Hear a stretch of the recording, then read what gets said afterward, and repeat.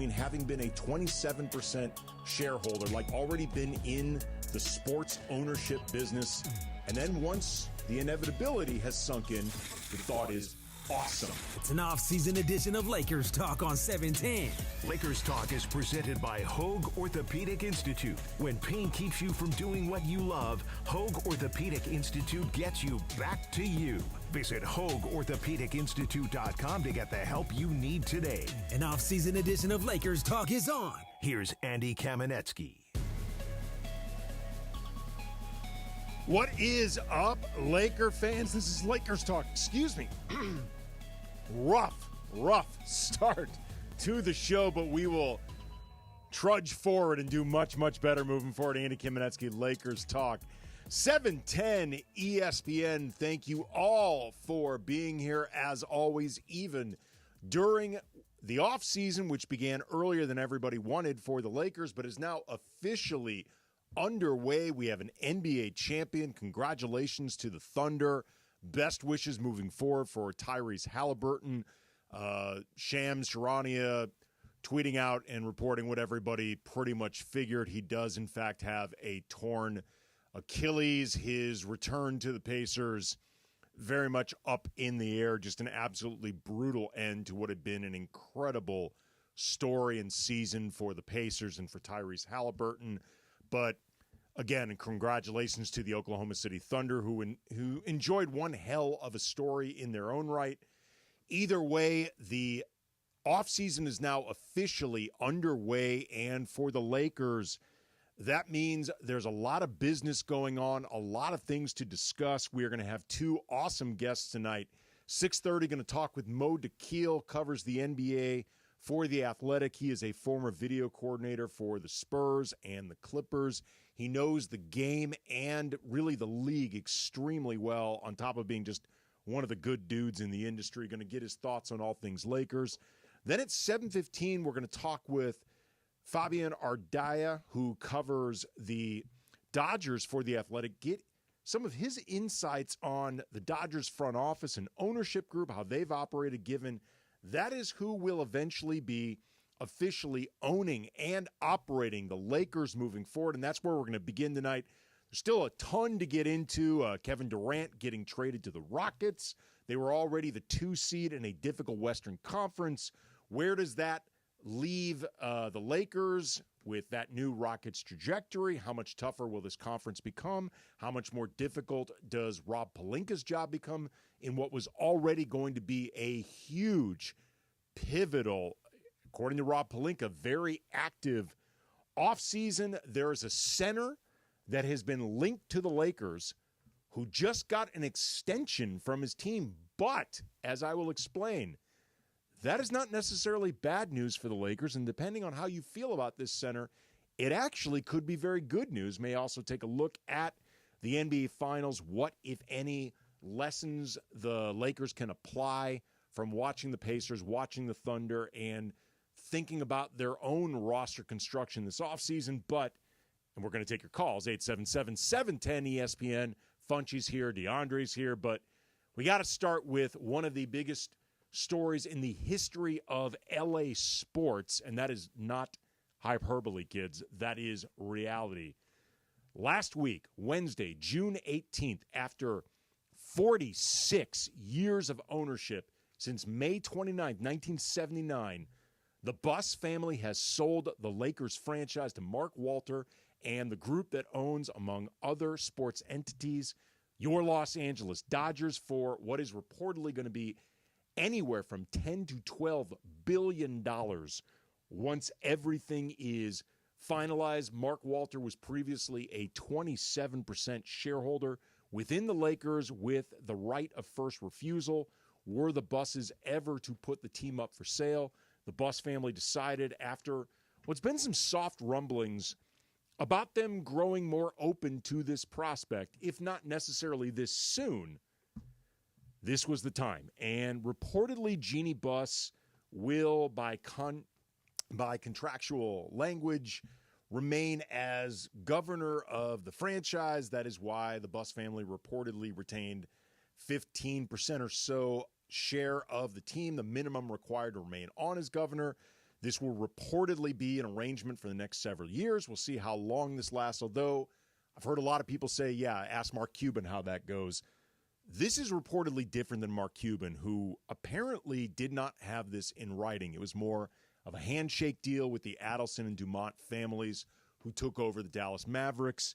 This is reportedly, according to Ramona Shelburne, among others, not only in writing, but Ramona feels like from her reporting what Mark Walter actually wants. Like recognizing Jeannie Buss's value as somebody who truly understands the Lakers brand, how best to enhance it, how best to utilize it, capitalize on it, weaponize it. And Ramona also tweeted earlier in this process that Jeannie will be, quote, running the team for a while. It's very interesting, also very murky, I think, in terms of what this actually means, like in practice, in I don't know, tangible terms. Like, I could picture Jeannie Buss remaining in charge simply in terms of overseeing this transition as Mark Walter acclimates himself, decides what changes he wants to make. Like, he's been around the team for a while, and I assume he's had an idea that if this opportunity presents itself to purchase the team, it's going to be my first crack at it. So I'm guessing Mark Walter has been paying a lot of attention, forming some opinions as it is. But even if Mark Walter has already decided, I want to clean house, I want to make massive, sweeping changes with this organization, and for what it's worth, there's no indication that that's what he wants to do. But even if he did, the most pressing needs for the Lakers, the most pressing story in terms of what's coming up, that's the draft in 2 days and free agency in like 2 weeks. You can't completely overhaul a front office responsibly in that short a period of time. Like, even if Mark Walter wanted to, you can't do that. So that being the case, you might as well just take a beat, let Rob Pelinka continue to do his job, I'm sure weigh in, stuff like that, but let him do his job, analyze what's happening, let the situation breathe, and let Jeannie Buss help with what will hopefully be a smooth transition, however long that takes. I wouldn't expect Mark Walter to behave with new owner syndrome anyway, because this ain't his first go-around in, the sports industry and owning teams. But even if he wanted to channel his inner Matt Ishbia, like, he can't do it. Like, not in any way that would be even remotely responsible, remotely realistic. And truth be told, Jeannie Buss could be a really good, whether you want to call it ambassador for the organization moving forward, like the team representative with other meetings. Like, this has, I think, always been Jeannie's truest comfort zone in terms of a public figure for the team, if that's really what it wants to be. Like, by all accounts, she was great when she ran business ops for the Lakers, really good at that. But I don't think she's ever really been in her best comfort zone, really most comfortable as the ultimate shot caller of the organization, and especially as the one making the ultimate decisions, like being the one that has to okay everything. It's never felt, at least from where I'm sitting and certainly asking around, that that's really ever been something Jeannie's been most comfortable with. And in a lot of ways, I feel like Jeannie would be best suited, most comfortable, most happy. And, Jeannie's happiness matters. Like, most happy having a role with some influence, having some role that's public facing, having the ability to shape the image of the organization, help enhance the brand, stuff that she's really good at, but ultimately leaving some of the biggest decisions to Mark Walter and removing, frankly, some of the personal relationships that she has with Mark Walter, with Linda Rambis, with Kurt Rambis. Like, if decisions like these need to be made, that they can be made by somebody else, that personal layer won't be there. But either way, regardless of what Jeannie's role is, she's not going to be the ultimate shot caller anymore. That's going to be Mark Walter, because he and his ownership group own the most shares by a massive, massive majority. And she's never been super involved by her own admission in basketball operations. Like, she's always been the one that in the end has to sign off on things. Like, she gave Rob Pelinka permission to do the Russell Westbrook deal, as an example. She signed off on LeBron coming here. She signed off on Anthony Davis coming here. She would sign off on Luka Doncic getting traded here. Like, these are the things that Rob Pelinka has to run past the highest shot caller. But she's always been, by her own admission, somebody that hasn't been particularly involved with that. So whatever Jeannie's role is moving forward, it is important to remember that the ultimate say on things moving forward for the Lakers is going to be Mark Walter. But that's not necessarily even the biggest thing that's going to change and the most important thing that's going to change. And I'll explain what that is coming up next. Again, 877-710-ESPN if you want to weigh in. Can also get into the Kevin Durant trade, get into a center attached to the Lakers who's been locked up. Mo DeKeel's going to be joining. Fabian Ardaya is going to be joining. Lakers Talk, Andy Kamenetsky, 710 ESPN. Watching Clorox cleanup spray dissolve tough grime in the shower feels like... Wait, this really just happened? I'm shocked. Underwear and everything? It feels like being able to zip up your overpacked suitcase on the first try. Smooth. With Clorox, clean feels satisfying. Clean feels good. Use as directed. Introducing the new Dell AI PC, powered by the Intel Core Ultra processor. It helps do your busy work for you, so you can fast forward through editing images, designing presentations, generating code, debugging code, summarizing meeting notes, finding files, managing your schedule, responding to Jim's long emails, leaving all the time in the world for the things you actually want to do. No offense, Jim. Get a new Dell AI PC starting at $749.99 at Dell.com/AI-PC. How those ahead stay ahead. NextGen is the official heating, plumbing, and electrical company of SoCal sports fans and is the absolute best in the biz with thousands of five-star reviews to prove it. Get ready to beat the summer heat with NextGen. For a limited time, enjoy a free whole home air cleaner with any new AC installation. Call 833-3NEXTGEN. That's 833-3NEXGEN to book your appointment. CSLB number 1011173. NextGen, here for you now and for years to come. NEXGEN, call 833-3NEXTGEN. All right, listen up. Whether you're out for a walk, hitting the gym, or just tackling your day, in this LA heat, chafing is no joke. Take my word for it. That's why you need Highlands Chafing Relief. This stuff is a game changer. Goes on like a cream, dries like a powder, and stays put even through sweat and water. No greasy mess, just all-day protection. If you've already got some chafing, Highlands soothes it fast with aloe, shea butter, and tea tree oil. Don't let chafing slow you down. Grab Highlands Chafing Relief at Walmart or Target right now. Life insurance. Why are you putting it off? Can't afford it? Too much hassle? Think you don't need it? There's lots of excuses for putting off life insurance. But if you weren't there, who would pay the mortgage and other bills? With Ethos, you could be covered in 10 minutes and boom, family protected. Ethos. Fast and easy online term life insurance. Up to $2 million in coverage with no medical exam. Some policies as low as $1 a day. Answer a few health questions and get your free quote at ethos.com/game. That's ethos.com/game. In 1979, the first words spoken on ESPN weren't just an announcement. If you're a fan, they were a sports prophecy. What you'll see in the next minutes, hours, and days to follow, glad you're with us tonight, may convince you you've gone to sports heaven. And right now, you're standing on the edge of tomorrow. This fall, the next era of ESPN begins. Sports forever. 710 ESPN. The radio home of the purple and gold and the home of Lakers talk. One of the things I think is really important to remember is, like, Mark Walter has stupid money. They have, like, seemingly unending resources, like reservoirs of money. But he cares.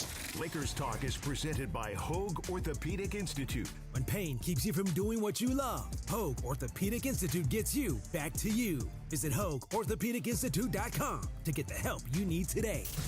More Lakers Talk with Andy Kamenetsky rolls on. So good. Reunited 'cause we understood. Lakers Talk, Andy Kamenetsky, ESPN LA 710, and this song, Reunited, the classic by Peaches and Herb. This was the number one song in America on May 29th, 1979, when the Buss family purchased the Lakers. I was going to say, who reunited? To put in perspective just how long the Buss family owned this team, this is what America was listening to. Reunited, they still are. Nothing wrong with this song, Andy. The number Ashford one and Simpson. The number one movie was Woody Allen's Manhattan, a day before it was dislodged by the original Alien movie, like the first of the Alien movies. That still scares me. Number one TV show, Dallas.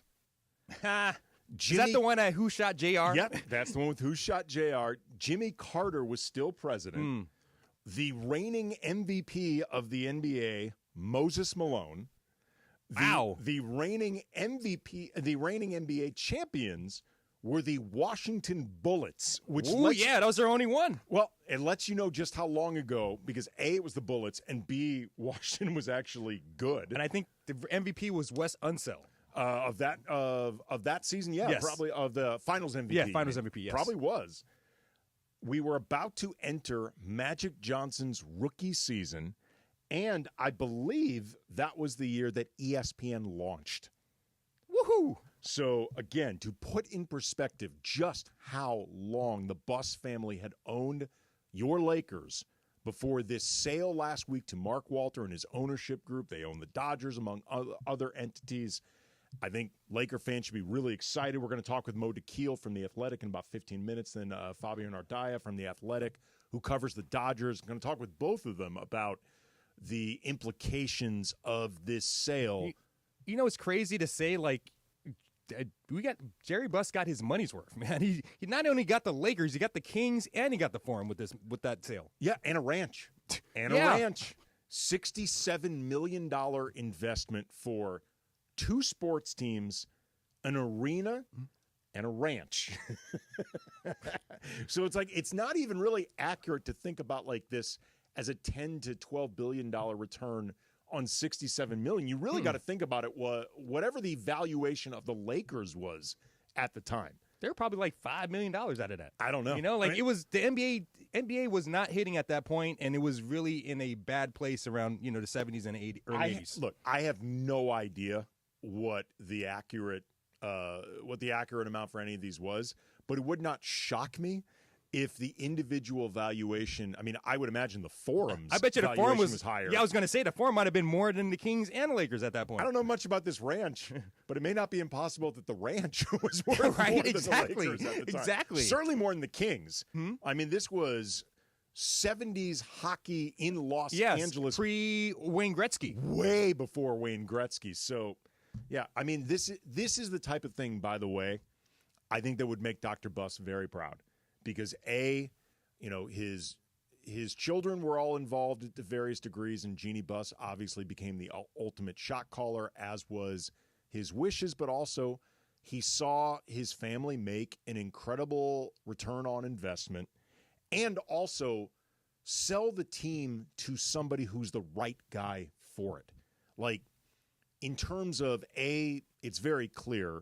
Mark Walter and his ownership group, they're very serious about winning in sports, and they seem very serious about winning in Los Angeles. Like, this is something that matters to them. But also, too, the influx of money that is about to come in to the Lakers.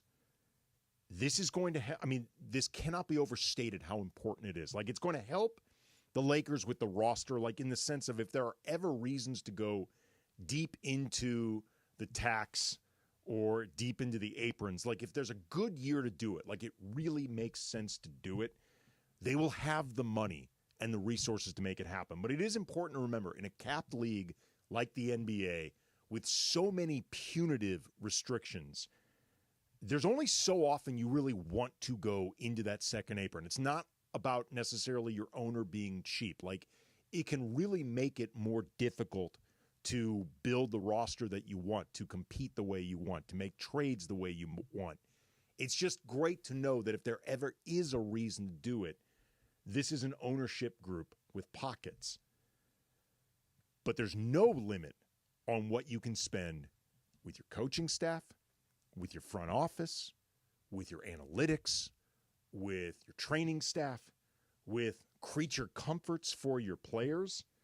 And this is an area where, the stuff that you don't directly see on the court in the form of players, that's where this organization has frankly been lagging for a while. Like, it has been an open secret many years around the league that the Lakers were just not spending in these areas, keeping up with the competition around the league. And these areas matter. Like, these are not just the margins. This is how you get smarter, you get more efficient, you get more informed, you get healthier as a team, whatever, than the competition. Like, this is where you gain every edge possible.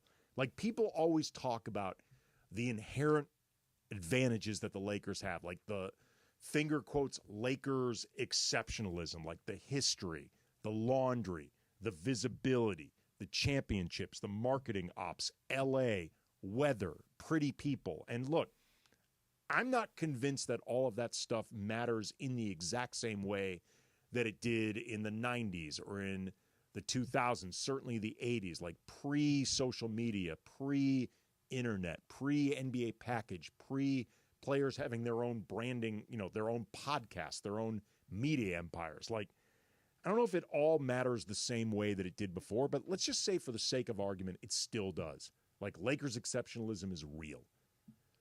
Think about Lakers exceptionalism with increased competency, with increased expertise. Think about how much better the Lakers become if they have literally every advantage they can have. Like, that is a potential game changer. And Luka Doncic tweeted out on the day of the sale, quote, "The Lakers are an amazing organization. I'm looking forward to meeting Mark and excited about the future. I'm also grateful to Jeannie and the Buss family for welcoming me to LA. I'm happy that Jeannie will continue to be involved. I look forward to working with both of them to win championships." That tweet does not guarantee an extension coming, but it sure does not sound like a guy who is scared off by this sale. Doesn't sound like a guy who's having second thoughts. Like, Luka doesn't have to say anything, publicly. LeBron, to the best of my knowledge, has not said anything publicly. And for what it's worth, I wouldn't necessarily read into that as something bad. Like, LeBron and the Dodgers have worked together before. They've given him a bobblehead night. In 2020, LeBron and the Dodgers worked together to set up polling stations at Dodger Stadium for the 2020 election. So it's like there's no reason to believe LeBron would be alienated by this move. He's in the lab right now. LeBron's in the lab. He is in the lab right now. He and you know who wants you to know he's in the lab? LeBron. Because up on Instagram, you got a video of shirtless LeBron doing his workout, which is great to see because that MCL was a problem for him. Looked like he's moving fine. He did look like he's moving fine. I mean, it's not game speed, but he looked good. He looked like a guy who I think it was on Mind the Game. It was either Mind the Game or the interview that he did in connection to an Amazon commercial, which is just sort of a bonkers thing to say. Prime Day. Yeah, Prime Day. Mark your calendars, everyone. Prime Day. Like I won't be doing something with it, but anyway, I'm acting like I'm above it. Like there aren't. No one's above Prime Day, okay? Like there aren't Amazon packages outside my house every single day. But anyway, LeBron looked good, and to be honest, this move doesn't really affect LeBron to the same degree that it affects Luka. Like, it'd be great if LeBron is happy about it, and I honestly can't picture why he wouldn't be. I mean, maybe he's more comfortable with the Buss family. I suppose it is possible and frankly probable that he and Clutch would maintain a better power dynamic with the Buss family as the ultimate shot callers than Mark Walter and that ownership group. But again, at the end of the day, LeBron is only going to be here so many more years anyway. It's really about making Luka happy. And thus far, Luka seems to be happy. Laker fans should definitely be happy about this. Like, this is a really exciting moment for Lakers fans, for the Lakers franchise. It's, I think, it's a great way for the Buss family to transition. Like, I cannot imagine, look, for better or for worse, I would argue worse, but however you want to think about it, comfort, like personal comfort, has played a big role in, I think, who Jeannie has hired in the front office, who Jeannie has not hired in the front office, the seeming unwillingness to move beyond people with established Lakers ties in terms of filling out the front office, it being so insulated, things like that. So it stands to reason that Jeannie Buss would not be okay with this sale if she did not feel pretty comfortable with Mark Walter. And I'm assuming that's the case, and that's awesome, because after everything the Buss family has done with this organization, after everything Jeannie has done with this organization, I'm glad that she will be comfortable with the next chapter in this organization's history, because she deserves that. She's earned that, and I am assuming that will be the case. We are going to talk about what the franchise is going to gain with buffed out front offices, buffed out video departments, analytics, all of that stuff, buffed out resources, plus what the Lakers need to do moving forward with Mo DeKeel covers the NBA for The Athletic. That's coming up next. Lakers Talk, Andy Kamenetsky, 710 ESPN. Located in the heart of downtown Los Angeles, Crypto.com Arena is pulling back the curtain and unveiling new behind-the-scenes VIP tours presented by Delta Airlines, which offers an exclusive look inside one of the world's most iconic sports and entertainment venues. Expert guides will lead small groups through spaces that have hosted legendary sports championships, world-renowned concerts, and epic awards. Guests will also explore the VIP areas and experience the arena's latest renovations. Visit Crypto.com Arena/tours for more info.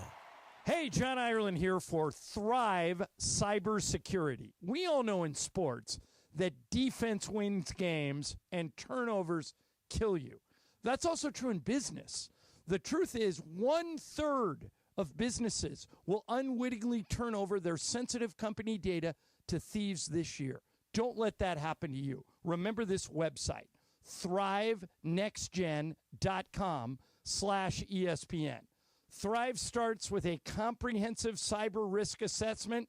Their security analysts identify gaps and deliver proactive solutions to help keep your network healthy and protected.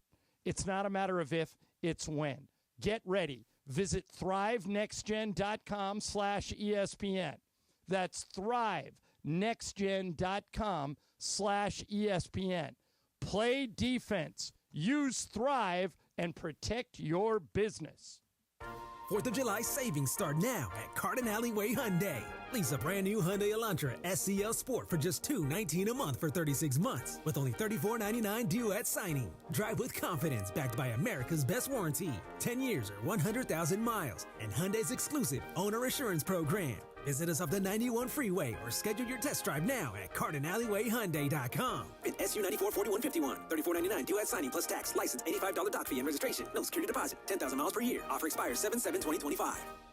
Texting enrolls you into recurring automated text messages. Consent not required to purchase. Message and data rates may apply. Hey, Dan, how you doing? Haven't seen you around the gym. Yeah, I've really fallen off. Since I turned 40, I just don't get the results I used to get. Could be lower testosterone. I went through it a while back. I got Nugenix Total T, and it's made a huge difference for me. I've seen that ad on TV. Is it for real? Oh, yeah. The key ingredient is something called Tesnor, which helps boost free and total testosterone levels to help you trim up and stay lean. And it's made a difference for you? Man, I feel like I'm in my 20s again. At work, in the gym, and in the bedroom. Are they still giving out complimentary bottles for people to try it for themselves? Yeah, you just need to send them a text. Text CAR to 42424 right now for your complimentary bottle of Nugenix Total T. Plus, text now and we'll include a bottle of Nugenix Thermo, our most powerful Fed incinerator ever, to help you get back into shape fast, absolutely free. Text CAR to 42424. That's CAR to 42424. Products and statements have not been evaluated by the FDA. These products are not intended to diagnose, treat, cure, or prevent any disease or illness.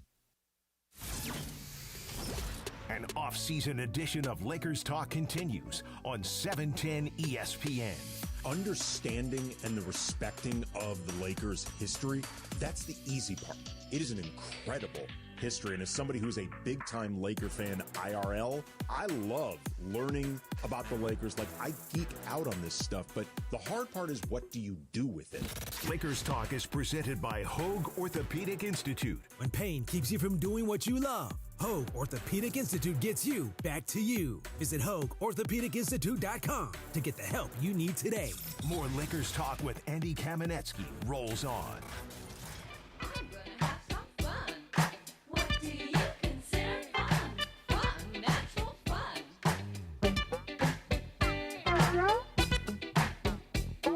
Documentary Stop Making Sense. Andy Kamenetsky, Lakers Talk, 710 ESPN. It's considered maybe the best concert film ever. Talking Heads, directed by Jonathan Demme, who made Silence of the Lambs and The Accused. Silence of the Lambs. But this group, I'm blanking now. Tom Tom Club. Tom Tom Club. They were made up of basically everybody in Talking Heads. Two people from Talking Heads. Yeah. The bassist and the drummer. And the drummer, who I believe were married. Yes, in they real. were. They yes, were. They were. Tina Weymouth and Jerry somebody. Something. But Stop Making Sense includes a clip of them, like, performing this song. Yeah. It's so great. And you know what? This song, a lot of people don't know that this is a white band. Yep. This is played on like all the black stations forever, for like the last 30 years or 40 years. Talking Heads and everyone in it, they had a ton of influences that included a lot of black It's like music. one of those bands like, oh, these people are white? What? Yeah, I know. It's like, what's his name? Bobby Caldwell. Bobby Caldwell. Yeah. Everybody's shocked when they learn that he is white. No non-awkward way now to transition to Mo Tequil. He is. He covers the NBA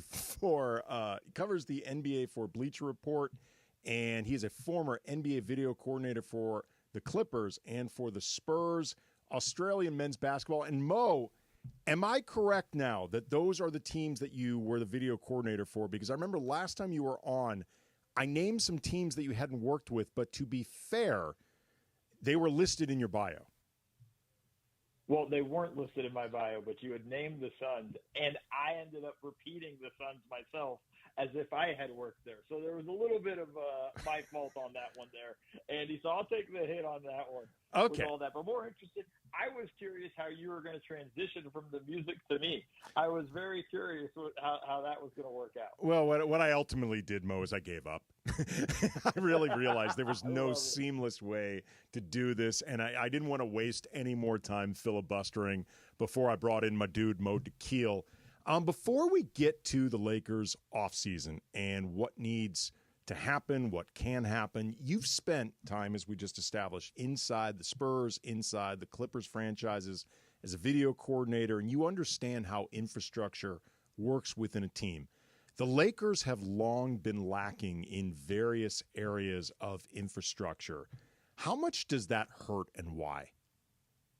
I mean, just think about it this way. It's just a matter of having resources, and making sure that you have enough to combat with the other teams. They were one of the last teams to have synergy. They were one, and for those that don't know, it's a video service that really just makes scouting so much easier. They had the smallest analytics group. They've had the smallest video room.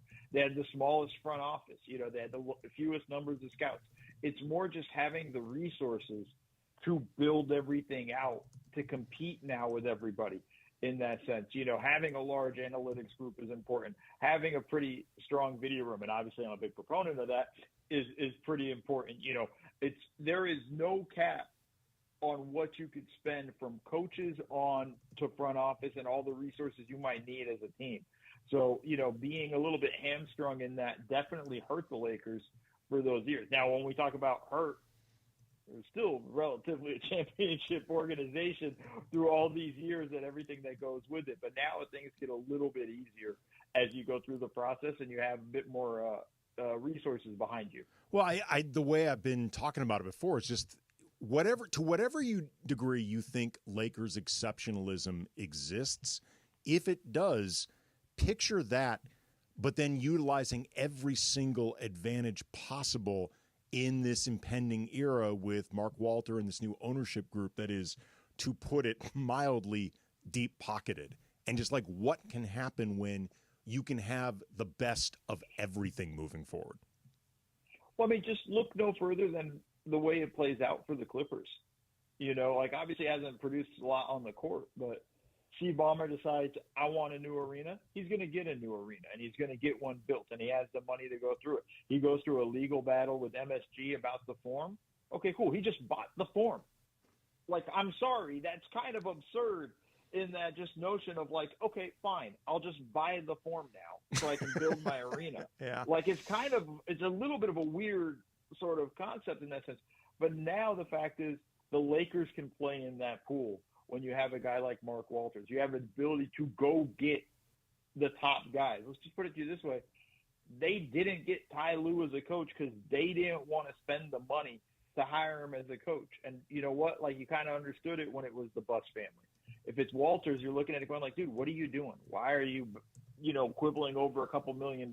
For you, that's not going to mean anything. And I think that's one of those things that you're looking at that you say matters, and you have to understand this matters. Laker exceptionalism, no question, plays a part in the Lakers' success, right? LeBron deciding he wants to be in Hollywood plays a role in it, right? The whole Hollywood scene plays a role. It's part of the Lakers' draw. But that can't only be it. We're not that far removed when they couldn't get a meeting with Kevin Durant because they were a poorly run organization at that time. So it's something that's very possible to say that, hey, this matters to a large degree. And I think some people who are sleeping on it aren't fully understanding what that was holding back the Lakers at that point. Talking with Mo DeKeel, covers the NBA for Bleacher Report. You can follow his streams on Twitch. Former video coordinator for the Clippers and Spurs. Follow him on Twitter at @MoDeKeel_NBA. One of the big things that I'm really excited about and very intrigued about with this new ownership group is the expected expansion of the front office and a diversity of experience. The Lakers have been so insulated in terms of who they've had inside their building, high ranking. Most of them, their experience has been formed in El Segundo. And even if you think that they're great at their jobs, there still just isn't as much different perspectives. And you've been a part of multiple franchises, including overseas. And I assume that there's been just a lot of different people being brought in and out, that you've encountered people that have worked with different franchises themselves. How much do you think that helps an organization, just the variety of experience? It helps massively, Andy. The honest thing is just having different voices in the room with different experiences. Listen, if everybody has come up through the Lakers and only works with the Lakers, their only experiences with the Lakers. Here's just a side note. I went from, in my video coordinating career, I started out with the Clippers for 3 years. Then I went to San Antonio for 2 years. And then I went back to the Clippers. I brought the knowledge that I learned from San Antonio to the video room there with the Clippers. There were things that we did with San Antonio that I brought with us that we weren't doing before. And I said, hey, this makes a lot of sense. Maybe we should be focused more on this. Maybe we should try to add some of these things to our stuff. And some of it stuck, some of it didn't, right? But it's having different experiences and a different way of doing it. It's having different voices into it matters so much. And so much of the problems for the Lakers is sometimes it has to be a Laker guy, has to be somebody that has a Laker ties through all that stuff. Look, I'm a USC guy. This is the problems we had in USC for the longest time. Yep. Every coach we had to be a USC coach. Every athletic director had to be a USC, former USC, a football player or some sort of tie with the university before they got there. Now you've seen the changes there, right? They got Jen Cohen from University of Washington as their athletic director. We bring in coaches that are outside the family because we're bringing in more talent. It just opens the talent pool up. And you're providing more experience, more knowledge across the board. It makes a big difference, and it's huge. There's predictably been a lot of throw the bag at Sam Presti going around L.A., and I'd be in favor of it. He is, in my opinion, the best exec in the league by a pretty wide margin, but I'd also be really surprised if Presti even wants to leave or OKC allows it. But who do you think would be some names that the Lakers would be wise to explore? And to be clear, not necessarily as Rob Pelinka's replacement or direct replacement, but just people to be brought in alongside him, basically at his level, to help buff out the front office. I mean, there's just so many guys you can go to across the board. I mean, listen, if you want to throw the bag to Sam Presti, why not throw the bag at Bob Myers? You True. know, and see what's if there's interest there on his end. You know, there's so many different people you can kind of go to across the board through the course of the league. You know, it's hard because a lot of these teams you're not going to take from a team that's not very good. And the teams that are really good are probably not going to leave. Like you said, Sam Presti's not leaving the Thunder. I wouldn't. Sorry, they're set up quite wouldn't. nicely for quite a while. He's not leaving, folks, like plain and simple. But, you know, there's ways to find other people. And it doesn't necessarily even have to be a full-on hire. Andy, just bring somebody in as a consultant. We've seen these things all over the place. You know, Jerry West was consulting with the Warriors and then the Clippers, you know, and after his run as a full-time general manager and team president. You know, there's so many different guys you can kind of look through and run through, you know, and just sort of explore and see. For me personally, I would reach out to some of the younger guys who have more youthful ideas and things like that. I think there's a lot of people they can pick from. And just for the record, I am recommending that the Lakers bring in Mo DeKeel with a role advisory, something like that. Just if you're looking for people with knowledge. Local. He is local. He's also got excellent taste in food. Talking with Mo DeKeel, covers the NBA for Bleacher Report, former video coordinator for the Clippers and the Spurs. You can follow him on Twitter at @MoDeKeel_NBA. What do you think the Lakers, as they go into this offseason, there's a lot of questions about the moves they're going to make, considered a pretty pivotal offseason. What, if any, lessons do you think can be learned from, like, the Pacers or the Thunder reaching the finals, a team like the Timberwolves or maybe the Knicks getting to the conference finals, in terms of the way the Lakers go about trying to make the roster better? Well, one, I think the obvious one is depth, right? Like, you look at the two teams in the finals, and you're not going to reach the depth levels that the Thunder have because they're absurd. But there's ways to find depth across the league. Like, when you go look at what the Indiana Pacers did, a lot of these guys were cast-offs. Obi Toppin was a cast-off from the Knicks. Neesmith was a cast-off from the Celtics. You know, TJ McConnell came from Philly. Like, there's a lot of guys that you can kind of find through the course of the league and sort of, like, may not have worked out in one place, but might work out in your organization and might find the proper fit there. So I think that's the first thing. And the other thing, too, is they got to get more athletic, especially along the perimeter. Look, we know what Luka is, and you know, you got to add that with athleticism in terms of the defensive side of the ball. Add some people with length and things like that. I know they understand that, you know, with the guys that they have, but they need to continue to kind of improve upon that stuff. And I think the most important lesson that everybody needs to take away from this finals is defense still matters. Defense still matters throughout the course of it. And we saw what the Thunder did, but we also saw what the Pacers did to the Thunder's offense. Right, this is one of the best offenses through the regular season. They were rolling across the board. Denver slowed them down a little bit. The Pacers did a great job slowing them down. When you look at their offensive rating, you know, through the finals, it would have been probably one of the worst teams' offensive rating in the regular season. So I think that's one of those things there where defense still matters, and you have to make sure you're focused on that side of the ball. Talking with Mo DeKeel, covers the NBA for Bleacher Report. You can also follow his streams on Twitch, former video coordinator for the Clippers and Spurs. Lakers Talk, Andy Kamenetsky, 710 ESPN. I don't know if you saw, but Shams Charania broke that the Mavericks and Daniel Gafford are expected to reach an extension. And according to Yossi Goslin, who covers, you know, he's like a cap guru, the amount that is expected to land on for Dallas and Gafford will make him still immediately trade eligible as opposed to any type of waiting period. And the Lakers have been linked to both Gafford and Nick Claxton in Brooklyn. They desperately need a centers, really. Assuming the trade package for both were relatively the same, who do you think would be a better fit for the Lakers? Or who do you like more as a player? The easy answer is a better fit for the Lakers is Gafford, right? Okay. He's played with Luka, kind of understands the way Luka plays. There's not as much of a learning curve.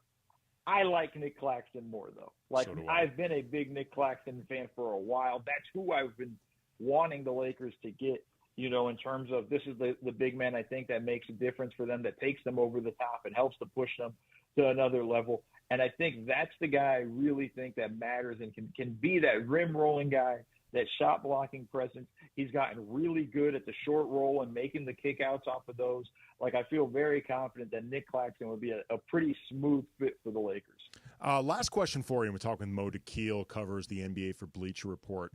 The Lakers, as far as free agents, they're going to be dealing with either a taxpayer mid-level exception or vet mins. So they're not going to be able to make, I think, what a lot of fans would be considering a big splash.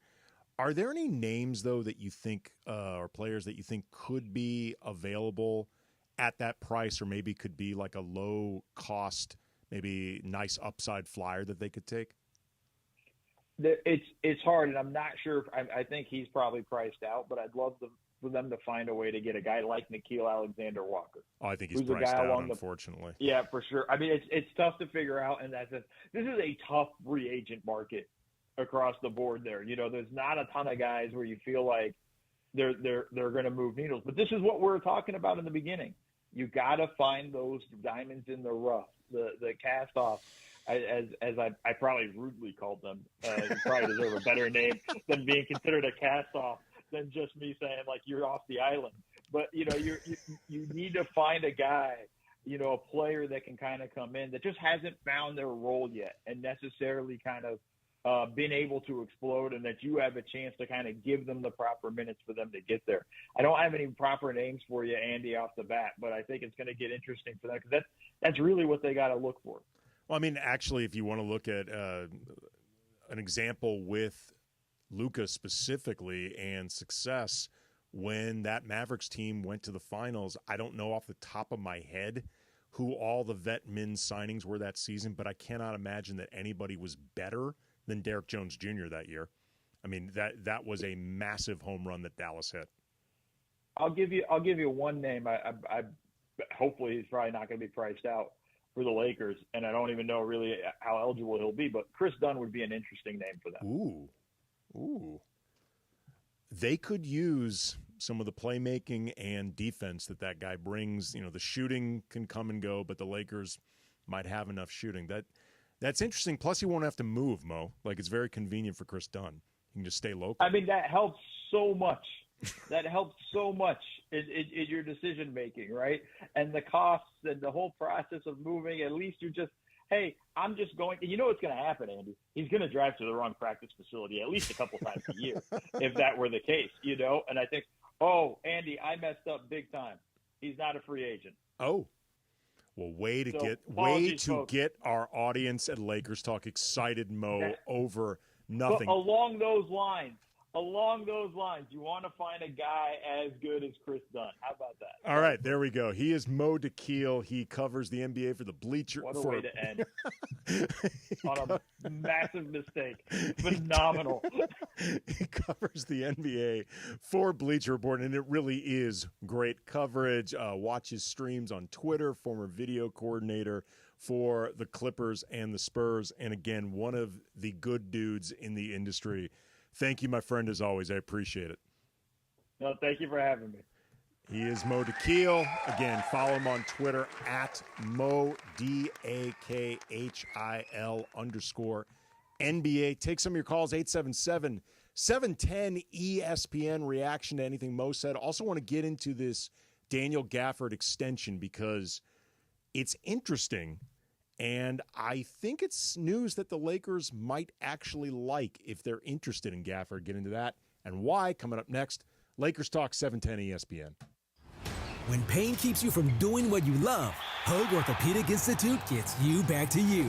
We are ranked number 18 in the nation and number 1 in Orange County for orthopedic and spine care by U.S. News & World Report. From the surf to the green, our world-class doctors are there, which is why more Californians choose Hoag Orthopedic Institute for orthopedic and spine care more than any other hospital. At Hoag Orthopedic Institute, there is no one better at getting you back to you. Proudly founded by premier physicians in partnership with Hoag. Learn more at HoagOrthopedicInstitute.com. NextGen is the official AC, heating, plumbing, and electrical company of SoCal sports fans. And for a limited time, NextGen is offering $500 off any whole home water purification system. You may not know it, but our water here in SoCal contains pesticides, lead, forever chemicals, chlorine, and more. Call 833-3NEXTGen. That's 833-3-NEXGEN. CSLB number 1011173. NextGen, here for you now and for years to come. NEXGEN. Call 833-3NEXTGen. Hey Rams fans, it's your quarterback Matthew Stafford here. Join me for Walk United LA at the Rose Bowl Stadium on July 20th. Participants can walk or run to support fire recovery efforts and our most vulnerable LA communities. Learn more at walkunitedla.org. See you there. One of LA's best kept secrets in the heart of Los Angeles, East Central Hotel offers effortless accommodations and unparalleled accessibility. The East Central Hotel is for everyone looking for entertainment with their trendy, spacious rooms, a renovated gym, and a patio lounge for breakfast, dinner, and drinks. Stop by their incredible Nixo Lounge before your next event at LA Live. Book your stay at eastcentralhotel.com or call 213-748-1291 today at Entertainment's official address. This is an ad by BetterHelp. With over 35,000 therapists, BetterHelp is the world's largest online therapy platform, having served over 5 million people globally. As the largest online therapy provider in the world, BetterHelp can provide access to mental health professionals with a diverse variety of expertise. Talk it out with BetterHelp. Our listeners get 10% off their first month of therapy at BetterHelp.com/timeout. That's BetterHelp, HELP.com/timeout. 710 ESPN. The radio home of the purple and gold and the home of Lakers talk. One of the things I think is really important to remember is, like, Mark Walter has stupid money. They have, like, seemingly unending resources, like reservoirs of money. But he cares.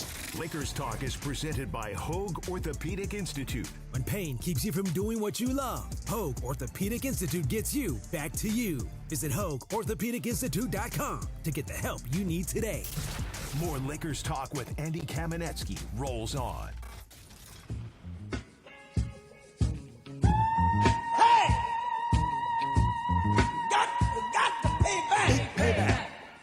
Mo DeKeel, thanks again for joining us. Covers the NBA for Bleacher Report, former video coordinator for the Clippers and Spurs. Reminder, we're going to be joined at 7:15 by Fabian Ardaya from The Athletic, covers the Dodgers.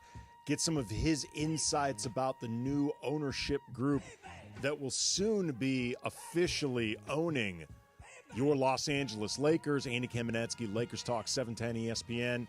Going to get into this extension that Daniel Gafford is reportedly going to sign with the Dallas Mavericks, and why, if you like Daniel Gafford for the Lakers, and he's been linked to the Lakers for a while, this extension may actually be good news. But first, going to take a couple calls. First, JJ in Belmont Shores. My man JJ, what's up? Hey, hello, brothers. Thank you for taking my call. Listen, with this buyout, which is awesome, I love it. They got money.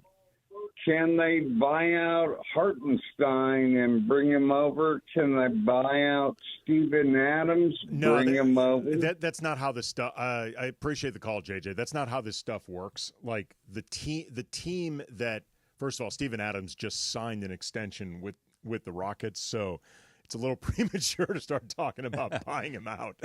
He just signed a 3-year. Well, I think people are just so excited with this new ownership group that, you know, they think that just can buy people now. Right. That's not how. That's not. Just so people understand. We're like Ted DiBiase. We can buy people. Yeah. I mean, Mark Walter is like the billion-dollar man, but that's still not how this stuff works. Like, this has to be worked out between a player and the other team, and then that person can become a free agent. But Steven Adams and the Rockets are not going to be buying out anytime soon. They just extended him. And Isaiah Hartenstein, he's under contract for, I believe, one more season, and then I think the third year is either a team option or partial option, something like that. But any type of buyout, that gets worked out with the other side, not with the Lakers. They can't just offer to. It's not baseball. Like, this is the type of like teams in baseball often will, you'll pay part of the contract, other team will pay part of the contract, something like that. That's not how this works in the NBA. Mitch in New Jersey, my dude Mitch, what's up? Lakers talk. How's it going, Andy? Thanks for taking my call. Sure. You were talking about how long the Buzz family and God bless, God rest all the mom and pops enterprises out there. I was still in high school. Mom and dad was still there. Boy, you think it's so great when you leave school, then you wish you were back in school. This is something else. I mean, Buzz, it's like a family. And you didn't learn what CBS sold the Yankees for $10 million. Mm-hmm. I see they've done better than CBS. At least the Yankees by this selling Buzz. But I think it would be nice if they kept it in the family and just hire people to make better trades and better trade choices. You know what, though? You think? No, actually, I disagree with you, Mitch. I appreciate the call. Like, even if you wanted them to expand the front office out more and to bring in more people that Jeannie trusted, I think more outside voices were needed. And these are all things that I have wanted the Lakers to do for years. Like, these are things that I would want them to do even if I thought Rob Pelinka was like the best executive in the NBA. If I thought that Rob Pelinka was unquestionably at Sam Presti's level, I would still want a more buffed out front office because it's just too much work for such a small shop. They need more money. They need that cash infusion. And the Buss family, for these purposes, you should think of them as essentially poor billionaires. Like, they're obviously not by any stretch of reality poor people. Like, they are extraordinarily wealthy people. But for these purposes, a lot of their money was on paper, like in the sense of it's the value of the franchise. Most teams around the league, they're increasingly, in sports, they're increasingly owned by these entities where they're either hedge fund people, venture capitalists, tech bros, Steve Ballmer with Microsoft. Yeah, like most owners, this is like their pet project. Right. This is either their status symbol, their toy, their entry into an exclusive The Busses, club. this is all they had. Right. This was their revenue stream. And, back when Dr. Buss bought the team, he could lord money over most of the league. Like, he was one of the wealthiest owners out there, and the rules were different, which also allowed you to just lord your money over other teams more easily. Like, it's a different league that Dr. can't do that now with the way things were set up with with the Buss family. Coming up, get more into these extensions. Kevin Durant trade, Lakers Talk, 710 ESPN. Are you looking for a trusted roofing expert in Southern California? Journey Builders has you covered. This is Mike Trudell from ESPN LA. Journey Builders specializes in quality roof replacements for homes around the Southland. They'll ensure that your roof stands strong. ESPN LA listeners who call in today to book their free same-day inspection get $5,500 off their roof replacement. Journey Builders also offers financing. Call 888-607-8808 today. That's 888-607-8808. Or go to journeybuildersinc.com. Accident or injury, call Jacob and Ronnie. Call Jacob. Hey, it's May. Summer is here. You made it. And one of Jacob and Ronnie's new billboards says, don't just exist, live. It's the kind of message that hits you, especially if you're dealing with the aftermath of a crash or injury. Jacob doesn't just handle cases. He helps people move forward, take their lives back, and get the justice that they deserve. If you've been injured in an accident, don't settle for silence or pain. Call somebody who's been standing up for LA families since the 90s. Jacob will fight for the maximum compensation, and you pay nothing unless he wins. You deserve somebody who will fight for what's right, and Jacob does that every single time. When you call an attorney, you want one who is respected. Call Jacob. He's the real deal. 844-24-JACOB. That's 844-24-JACOB. 844-24-JACOB. Or remember, calljacob.com. Proud partner of the Rams, the Lakers, and LAFC. Call Jacob. Are you ready to make a difference for the environment while helping the visually impaired at the same time? Then donate your vehicle to Heritage for the Blind today by calling 1-800-983-6530. Every donated vehicle will either be properly recycled in an eco-friendly manner or given a new life through reuse. Donating your vehicle is easy. Simply call 1-800-983-6530 and Heritage for the Blind will do the rest. They'll even arrange for your vehicle to be picked up at no cost to you. And for a limited time, when you donate your car, you'll receive a $200 restaurant voucher and a 2-night, 3-day hotel stay at one of 50 locations. Call 1-800-983-6530 right now to schedule your vehicle donation and make a positive impact on the environment while helping others. Heritage for the Blind, where every car donation counts and every person makes a difference. Call 1-800-983-6530 now. This advertisement is paid for by Heritage for the Blind. 710 ESPN, your home for the 17-time world champion Lakers. KSPN Los Angeles, a Good Karma Brands radio station. This is Lakers Talk on 710 ESPN. Where Lakers fans tap in for all the latest surrounding the purple and gold. So you go from whoa, then you see it's Mark Walter, and it's like, you know what? This was inevitably how it was going to happen. And Mark Walter always seemed like the most obvious choice between having been a 27% shareholder, like already been in the sports ownership business. And then once the inevitability has sunk in, the thought is awesome. It's an off-season edition of Lakers Talk on 710. Lakers Talk is presented by Hoag Orthopedic Institute. When pain keeps you from doing what you love, Hoag Orthopedic Institute gets you back to you. Visit HoagOrthopedicInstitute.com to get the help you need today. An off-season edition of Lakers Talk is on. Here's Andy Kamenetsky. As Funchy said during the break, it is officially the NBA offseason because ESPN is showing The Last Dance right now. Yes. There, we are already not even highlights of the last night or whatever. Nope. It's just the last dance. We are officially in. There's no more NBA basketball. It's just MLB and WNBA. There are a lot of hours to fill. The last dance as well. Give us a 10-hour documentary that we happen to own the rights to. Thank you very much. Kenny and Johnny, hang in there a second. I'm going to get you guys in just a sec. But like I mentioned, I wanted to talk about this extension that reportedly Daniel Gafford is going to be getting with the Dallas Mavericks. Shams Charania originally reported this, and then Yossi Goslin, who is a cap guru, a great follow on Twitter if you're not already. He's awesome to help you piece together a lot of this complicated stuff. But it is expected that Gafford, who, by the way, I did not realize this, Clutch client.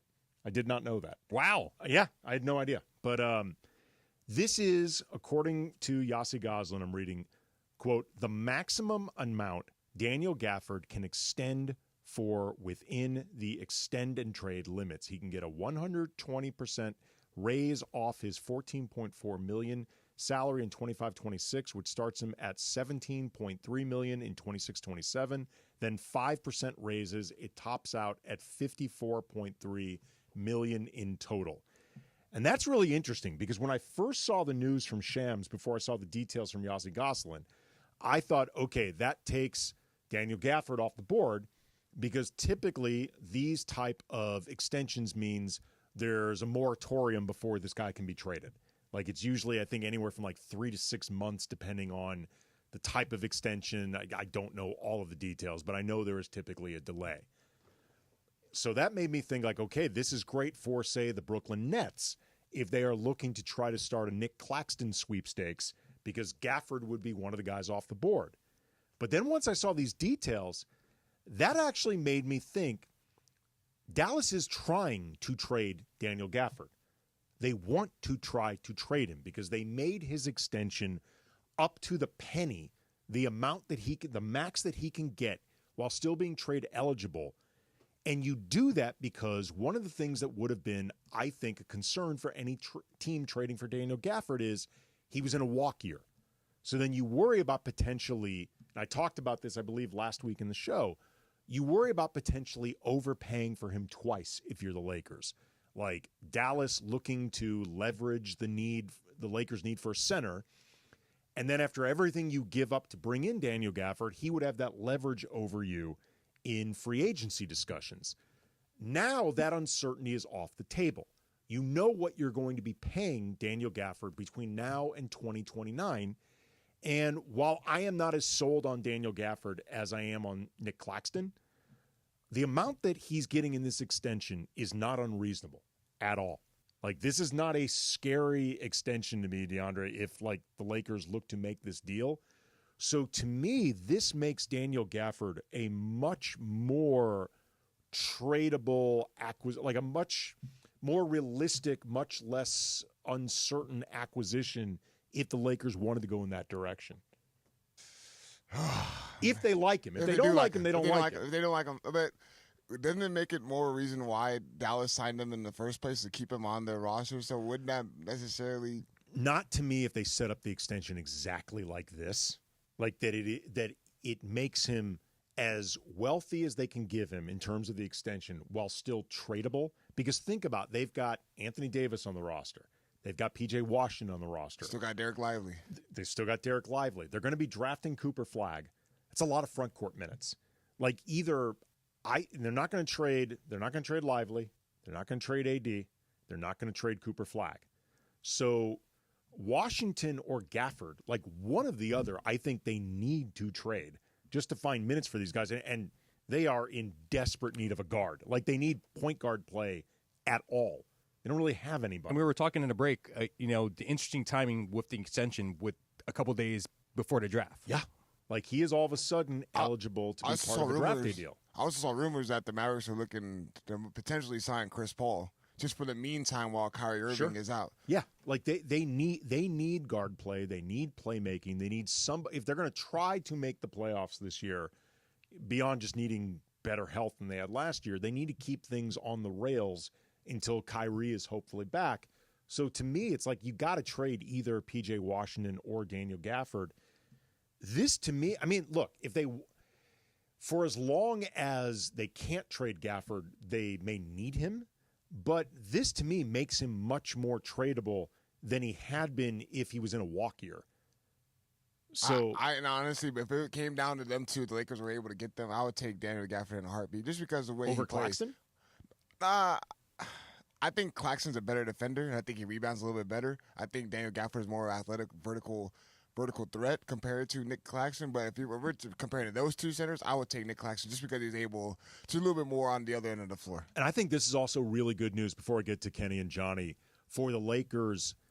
If, say, they prefer Claxton, but they could potentially leverage interest or the gettability in Gafford to keep the price from Brooklyn from getting too high, like from getting out of hand. Like if Daniel Gafford was untradeable, by CBA rule for the next several months, then all of a sudden you're looking at, Nick Claxton. I'll say Walker Kessler, though I am not convinced Utah is looking to trade him at all. I've never understood why they would be. That's always felt like wish casting. He's a walking double-double who's in his rookie contract. Right. And also he's young, and if Utah wants to win now, he can be helpful. If they want to build towards the future, he can be helpful. I've never understood it. Like there are not a lot of centers out there for the Lakers to try to even acquire. So just having another one out there that is gettable can help them in any negotiations with the Nets, as an example, just because they've been connected to Nick Claxton. Kenny in Whittier on Lakers Talk. What's up, Kenny? How's it going, guys? Good. First-time caller, long-time listener. Appreciate it, man. Thank you. Big-time Lakers fan, not a Dodgers fan. I'm actually a Diamondbacks fan. But I've been hearing a lot of the excitement. Everybody's happy. The ownership is changing over. But my question to you guys is, do you think it'll be easier for them to get the Lakers back into the championship talk than it was for them to get the Dodgers? Now, when they bought the Dodgers 2012, 2013, they had Kershaw, prime Kershaw. The Dodgers always have a great farm system. The Red Sox dumped the Mookie on them. Freddie Freeman fell into their lap, and it still took them a little bit of time to get to that championship window, which they're in right now. Do you think that they can get the same group do you think it's harder to get an NBA team into that championship window yes. than it was for them to get the Dodgers? Where the Dodgers were sitting a little bit closer to that championship window than I feel like the Lakers are now. But there's so much excitement, but I feel like it's harder in the NBA because of the super teams. I appreciate the call there, Kenny. And to answer your question, yeah, it is harder because there are more restrictions in the NBA than there are in Major League Baseball.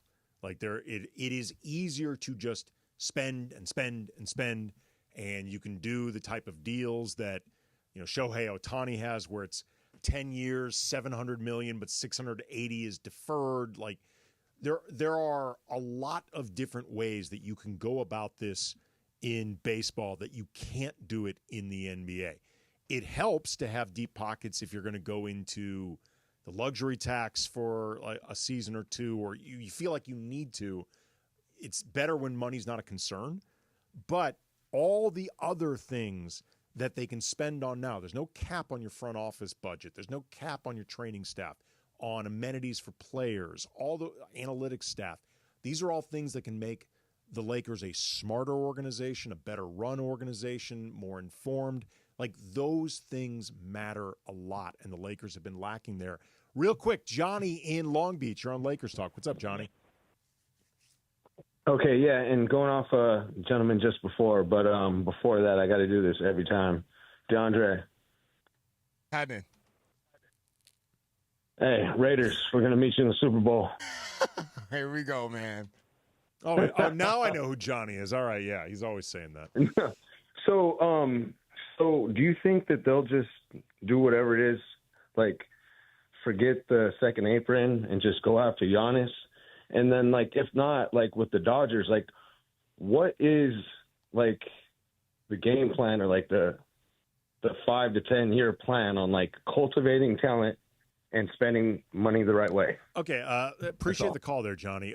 Two parts of it. First of all, do I think they'll just spend into the luxury tax the way they have spent with the Dodgers? Not necessarily, because it's not just about the money that you're spending. Once you start getting into like the second apron, beyond that, it becomes more difficult to actually build a team. Like there are a lot more restrictions with trades, like things become more punitive.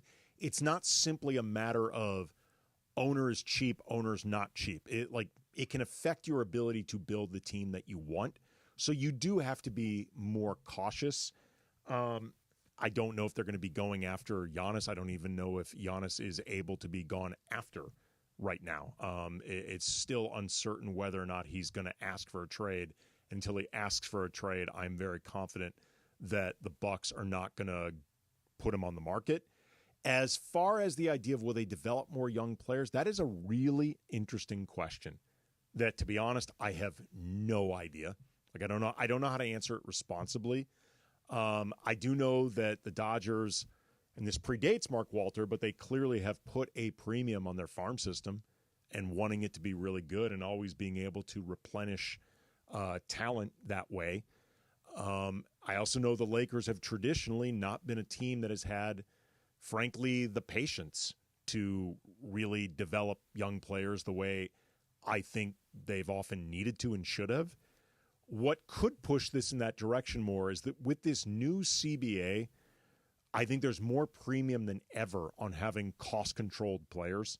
And, especially if you're a team like the Lakers, if you look at their future with Luka under the most money that he wants, they're going to give it to him for however long LeBron is here.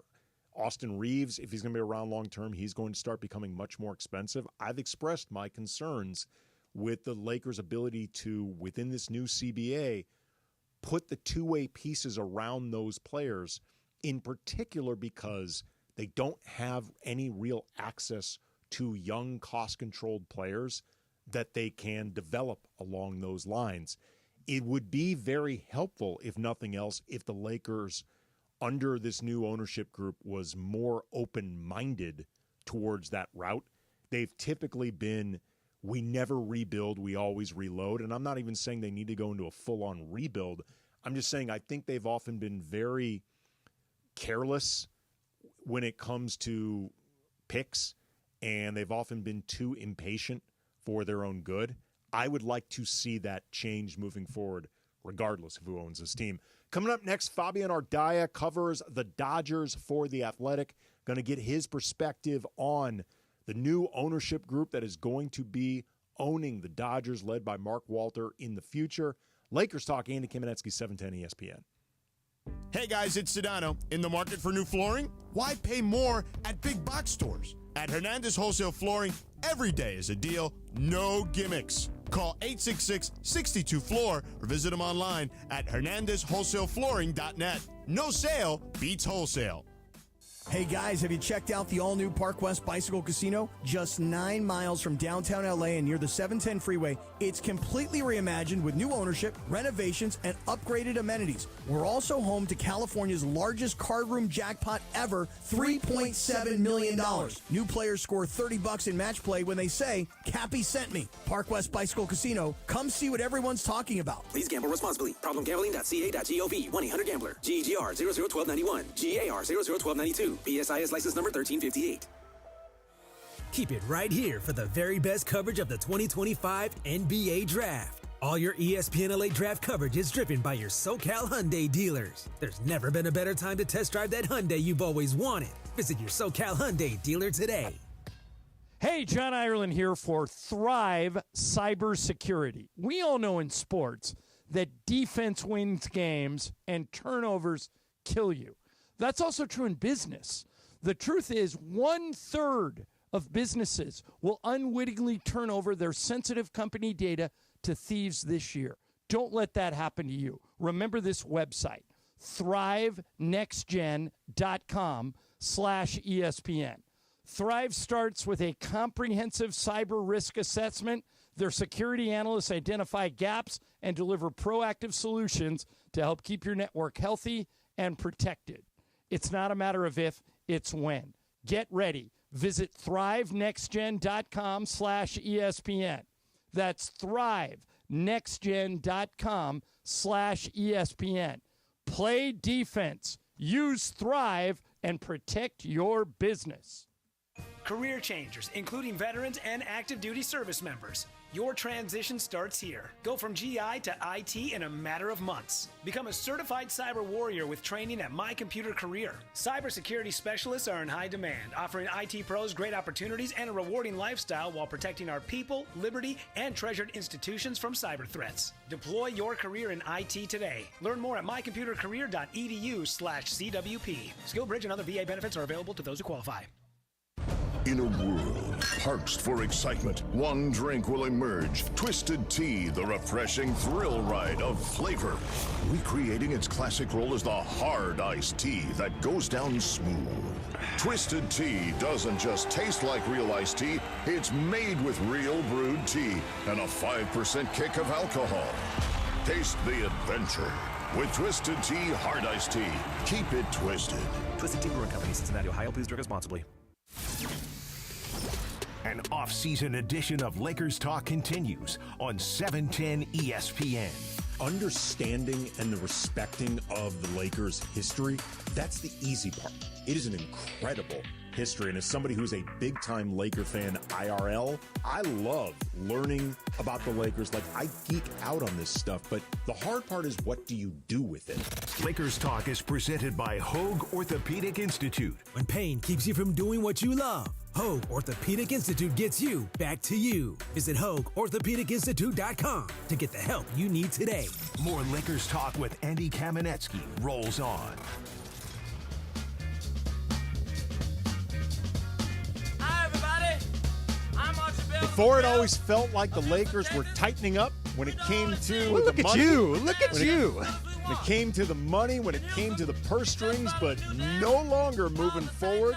No more tightening up, not under Mark Walter and this new ownership group, as we've witnessed with the Dodgers. That's going to be the future for the Lakers with their ownership moving forward.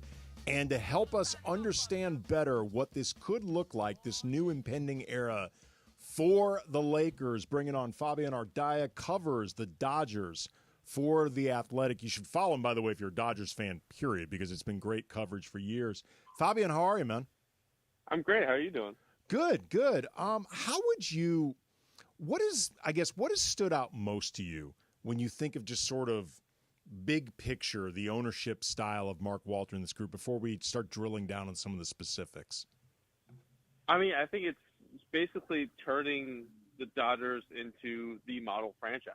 And I think that kind of phrase gets thrown around a lot when it comes to teams, but I think in every aspect, like top to bottom of this organization, I do think that they sort of care about investment and how things sort of go from the bottom up. And I think that's kind of defined this era, and that's led to what I know Andrew Friedman likes to throw around the phrase golden age of Dodger baseball, but like, that's kind of what they're in right now. How hands-on, from your knowledge, do you think Mark Walter is as, if nothing else, the face of the ownership group, if not the ultimate shot caller with the Dodgers? Not very hands-on, I would say. Like, I think he speaks with his money, honestly. Like, he is not around a lot at Dodger Stadium. He has often lived in Chicago while handling operations in Los Angeles. And he basically, from the outset, has hired the best people and let them do their job. Like, he hired Andrew Friedman in 2015. Heading into the 2015 season, he's allowed him to basically operate and build basically what he did in Tampa Bay, but with the Dodgers' resources. And I think you've sort of seen the fruits of that so far. Like, he has been relatively hands-off as an owner and allowed basically smart people to do what they do best. Speaking of smart people, we're talking with Fabian Ardaya, covers the Dodgers for The Athletic. Lakers Talk. Andy Kamenetsky, 710 ESPN.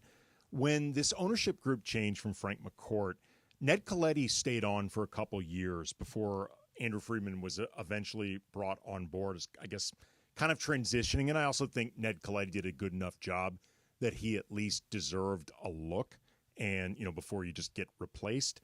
Do you think it's a safe bet that Mark Walter is going to operate slowly like that as opposed to looking to make sweeping changes relatively quickly?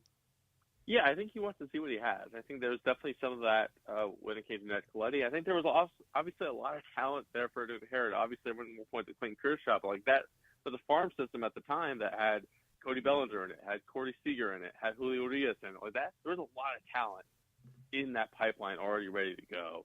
And I think having that year allows you to take a look at what you kind of have, where things are sort of lacking and stuff like that. And have a better idea of what needs to be improved without making sweeping changes from day one. So I do think there'll be some aspect of that. And I do think that there's some appreciation, I think, from the Lakers' perspective. Like, obviously, J.J. Redick is really well regarded. Rob Pelinka already has an NBA title and just got extended. I think there's going to be some merit given to that while he evaluates what is needed from the top to the bottom of this organization. Talking with Fabian Ardaya, covers the Dodgers for The Athletic. Lakers Talk, Andy Kamenetsky, 710 ESPN. What do you think Mark Walter and this ownership group values most when they put together a front office? I think a lot of it is sort of understanding different creative ways to go about things. I think that if there's one thing that you can say about Andrew Friedman is like there are a lot of different ways that he's trying to go about winning. A lot of different changes that even when he was with Tampa, that he would try to skirt around the collective bargaining agreement. And there have been a lot of changes in baseball's collective bargaining agreement because of things that the Dodgers and the Rays have done under Friedman's watch. So I think embracing the creativity and even what we've seen over the last few years, I mean, really starting with the extension that Mookie Betts signed, is sort of understanding the power of deferrals, leveraging what this ownership group does well. It's just, this is an investment firm. Like, you are treating these players as long-term investments, but also if you're deferring this money, then you can use that money to invest further and keep making profits and use that to keep spending forward and keep spending for the now. So, like, finding different creative ways, obviously it's a little bit different in the NBA. Like, there's no second apron in Major League Baseball, but there are going to be other creative ways to, whether it's finding talent, accessing talent, or finding different ways to outspend the competition without really having to be capped. I'm sure that that's something that this ownership group competitively is willing to sort of finance. Okay, Fabian, it just dawned on me, talking with Fabian Ardaya, covers the Dodgers for The Athletic. I've always been fascinated by these deferred contracts and, like, how you go about planning for that. Like, envisioning what the future is 5 years, 10 years down the line and putting together these type of deals that are all deferred. I've always joked, like, I'm not accusing the Dodgers of running a Ponzi scheme, but it often feels like they're running a Ponzi scheme. Do you have any idea like how they go about trying to just signpost the next 5-10 years down the line, like feeling confident about deferring, the type of hundreds of millions that they often do? Yeah, I mean, I think part of it is like when you defer the money, the way that it's structured right now is basically you just have to prove that you have that money somewhere. It can be put into an account. It can be basically they just have to have proof to the league that you have the money to go forward. That includes you can invest that money going forward, and that is literally what Mark Walter and Guggenheim Partners, TWG Global now. That's what they do. Like they basically take those large sums of money and invest it and try to spin it forward into more money. So basically, it's allowing for someone like Shohei Ohtani, like, all right, you're deferring $68 million a year. That's basically $68 million per year that Mark Walter and his group are investing, and you're sort of using that money. You can sort of whenever that term comes due, really right before those payments have to be made, then you can start to take out some of those investments and pay it out. So basically, it allows them to set aside that money for what they've already been doing.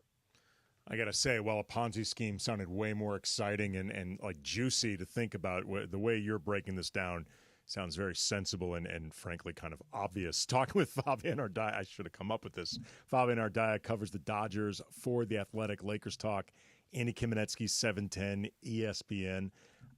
Have you gotten a sense of how the process works when it comes to big decisions being made within the Dodgers? Like, is it consensus with the front office or largely an Andrew Friedman making a call, Friedman with like a Mark Walters stamp? Like, how things generally work when it comes to like sort of the big things that happen? I think it's Andrew with a Mark Walters stamp. I do think some of that obviously comes with the trust that's already inherent with Andrew Friedman. I think there comes a stage of trust between these two people where you see the run of success that they've been on and look to be continuing to be on, and there's a trust that develops between an owner and a front office. So that sort of allows Friedman to get a lot of the groundwork in. But like you will see, obviously Mark Walters not a huge hands-on guy, but like obviously for the big stuff, like what comes to mind immediately is that meeting with Shohei Ohtani in 2023, where Mark Walter was a big part of that meeting, and he spoke directly to Ohtani and kind of described the decade before it as kind of a failure, which is obviously there's one way of looking at it. You only won one World Series title in that stretch, but obviously it's been a very big stretch for this Dodgers team where they made the postseason every single year. They've kind of set the tone, but I think he's able to sort of be involved in the big moments and sort of be there, but also voice what his money competitively he wants it to be. But I do think there's also a level of trust in letting his top decision makers really sort of push things over the finish line. Talking with Fabian Ardaya, covers the Dodgers for The Athletic. Andy Kamenetsky, Lakers Talk, 710 ESPN. What are some of we hear about this ownership group being pretty generous and flashy when it comes to perks provided for the players. Can you provide some examples of those?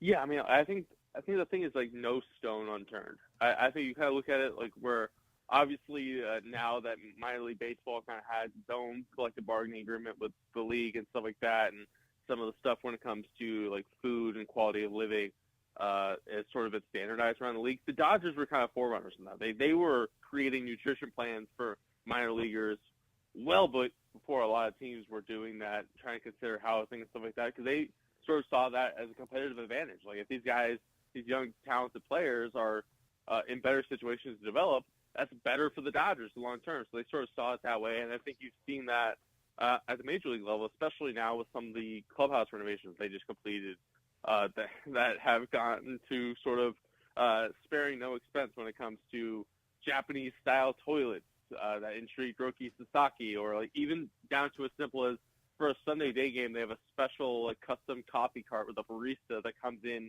to their food room on those day games. Like so, all those sort of things, to having two planes when they travel on the road, ownership signed off on that. So, yeah, they sort of look at it, any sort of edge they can have. It's not just the payroll. Obviously, the payroll is what's going to command all the headlines, but it is everything else that the Dodgers kind of do that kind of stands out, and they sort of see that as a competitive advantage and a way to use their money to sort of help them in ways other than just acquiring talent. Talking with Fabian Ardaya, covers the Dodgers for The Athletic. Last question for you. Mark Walter and his ownership group, they've got their hands in a lot of pies when it comes to the business of sports. But how much do you sense that they really love the idea of LA sports and like growing sports in this city, becoming a part of the sports fabric in LA? Yeah, I think Dave Roberts kind of alluded to that a little bit on the day that the news kind of came out. Like a conversation he had with Mark Walter a few years back, where Mark Walter kind of talked about the idea of like maybe untapped potential in the city of LA, which is crazy to think about just with the amount of success and amount of titles the Lakers have brought, the Dodgers have brought, the Kings have even brought.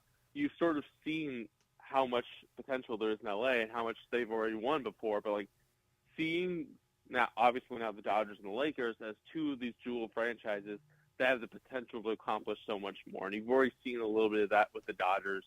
The Lakers obviously always are perennially in the mix, but I think having them try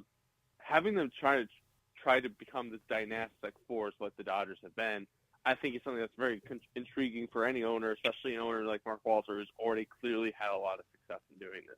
He is Fabian Ardaya. He covers the Dodgers for The Athletic. If you are not reading his coverage and you're a Dodger fan, you are missing out. If you are not following him on Twitter at Fabian Ardaya. Again, you are missing out on great Dodgers coverage. Appreciate the insights, man. Thank you very much. Of course. Thanks for having me. Again, really, really good Dodgers coverage. I'm sure a lot of people listening right now, you are all caught up in what's going on at the Ravine. Coming up next, Kevin Durant is a Rocket, and we are going to get into all the implications of that for the Lakers and for the Western Conference. Lakers Talk, Andy Kamenetsky, 710 ESPN. Next Gen is the official heating, plumbing, and electrical company of SoCal sports fans and is the absolute best in the biz with thousands of five-star reviews to prove it. Get ready to beat the summer heat with Next Gen. For a limited time, enjoy a free whole home air cleaner with any new AC installation. Call 833-3NEXTGEN. That's 833-3NEXGEN to book your appointment. CSLB number 1011173. Next Gen, here for you now and for years to come. NEXGEN, call 833-3NEXTGEN. Hey everybody, it's Cap, and I want to talk to you about what I always tell you is my absolute favorite app on my phone, and that is Prize Picks. I want you to download the Prize Picks app, use my code CAPPY, K-A-P-P-Y, make your first $5 play, get $50 instantly. The code is CAPPY, K-A-P-P-Y. Now look, basketball season may be over, and I know it's going to be a crazy offseason, but wait a second. There's so much action happening on Prize Picks because baseball is now taking center stage. So if it's strikeouts or RBIs or first inning runs, you make your call. It's more or less, and you have a chance to win up to 2,000 times your cash today. And Prize Picks invented something that I always like to play, the flex play, which means you can still make money. You can cash out if your lineup isn't perfect. You can double your money even if one of your picks doesn't hit. So again, download the Prize Picks app. Use my code CAPPY, K-A-P-P-Y. Make a $5 play. Get $50 instantaneously. Prize Picks. Run your game. Hey guys, it's Sedano here. My friends at Children's Dental Fun Zone is the one-stop shop specializing in children's dentistry and orthodontics for over 23 years. From routine care, braces, and aligners to orthodontic planning, Children's Dental Fun Zone accepts Medi-Cal, PPO, and HMO insurance plans. For a free consultation, visit their website, cdfzone.com, or call them at 833-586-7898. And let them know that Sedano and ESPN LA sent you. Children's Dental Fun Zone. Sparkling smiles, happy kids. Life insurance. Why are you putting it off? Can't afford it? Too much hassle? Think you don't need it? There's lots of excuses for putting off life insurance. But if you weren't there, who would pay the mortgage and other bills? With Ethos, you could be covered in 10 minutes and boom, family protected. Ethos, fast and easy online term life insurance. Up to $2 million in coverage with no medical exam. Some policies as low as $1 a day. Answer a few health questions and get your free quote at ethos.com/game. That's ethos.com/game. For more than 75 years, University of Maryland Global Campus has given you the opportunity to build your next success. Choose from more than 135 degree and certificate programs in career-relevant fields like business, healthcare, data analytics, cybersecurity, and more. Plus, we offer 100% online and hybrid courses, personalized advising, and lifetime career services. Learn more at umgc.edu. Certified to operate in Virginia by Chev. 710 ESPN. The radio home of the purple and gold and the home of Lakers talk. One of the things I think is really important to remember is, like, Mark Walter has stupid money. They have, like, seemingly unending resources, like reservoirs of money. But he cares. Lakers Talk is presented by Hoag Orthopedic Institute. When pain keeps you from doing what you love, Hoag Orthopedic Institute gets you back to you. Visit HoagOrthopedicInstitute.com to get the help you need today. More Lakers Talk with Andy Kamenetsky rolls on. Paid the cost to be the boss. Phoenix Suns learned who the boss was between them and Kevin Durant. And it ain't the Phoenix Suns. Kevin Durant got what he wanted, not just a trade out of Phoenix, but specifically to one of the teams on his list, which included the Houston Rockets. The deal broken by Shams Charania sent KD to the Rockets for Jalen Green, Dylan Brooks, and the 10th overall pick in this year's draft, plus 5 second-round picks. Durant found out while he was on stage Sunday at Fanatics Fest, which is just such a 2025 way of finding out that you're getting traded. You're in the middle of like a branding exercise, and all of a sudden you're getting moved. So he was commenting on this on stage, and he told Kay Adams, who I believe was the person running the thing on stage, quote, "The Suns wanted me to go. They got what they wanted, and I got what I wanted. We can move on, and good luck to them moving forward. Always remember my time there, but we're on to something else." Very touching sentiment from Kevin Durant. Really sounded choked. I'll always remember my time. Like, yeah. Unless, like, the Men in Black flashy thing is involved, like, of course you're going to remember. He's going to forget 1 year of his life? I'll always remember it. But this makes the Rockets, I think, a pretty dangerous team in the West moving forward. They kept all of the pieces that I think they wanted and that they could reasonably expect to keep. Like, Jalen Green was both a contract that they wanted to move and needed to move for the money, but for among all of their young players, I think he's the one they wanted to keep the least. I think there will be times where they miss Dylan Brooks, you know, that defense and the edge that he brought to that locker room, and at his best 3-and-D shooting. He's replaceable, though. He's replaceable. They want to create room for Reed Shepherd to start playing, and again, you got to make the money work. And the 10th pick matters, but they've got so much young talent there.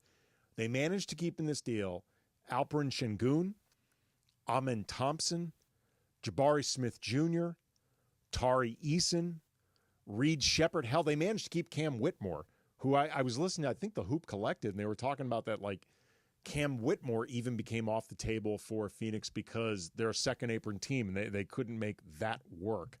So Phoenix probably did the best that they could. I think realistically it was a pretty soft market for Durant because Durant went out of his way to soften it. Houston, man, they're going to be a good team. They already had a great defensive structure, and the thing that they were missing was a go-to scorer when their offense fell apart, which was very often. KD's that dude, DeAndre. Yes, very much so. I'm just trying to think, like, because obviously I think of that Houston Golden State series, and yeah, late in the game they struggled as far as a guy that can really go out there and get a bucket from them. Obviously, they try to implement different lineups, throwing in Steven Adams in the double big man lineup to see if that can work against. Did they played together, right, in OKC? Or they reunited? They did play against. There you go. They played with each other in OKC. But KD's got his bodyguard back. But a lot of people are concerned is that if Kevin Durant is going to really go out there and make a big difference for this Houston Rockets team, and I think come on, man, this dude can score on all 3 levels. And he's what the Houston Rockets need as far as a closer, and go out there, give him the ball, and close out games. Plus, too, like guys like, if you think Alperen Şengün can become that guy, or definitely they think Amen Thompson can become that guy, like the number he's already one, that guy. But like the number one guy, like the guy that you can go to late in a game, this allows him to learn. It allows Şengün to learn. If you believe in Jabari Smith Jr., like all these guys get to learn from one of the best ever while providing him a defensive structure so he doesn't have to go so far out of his way on that side of the ball as he did in Phoenix when there were times he might have been their best defender, which that's a problem.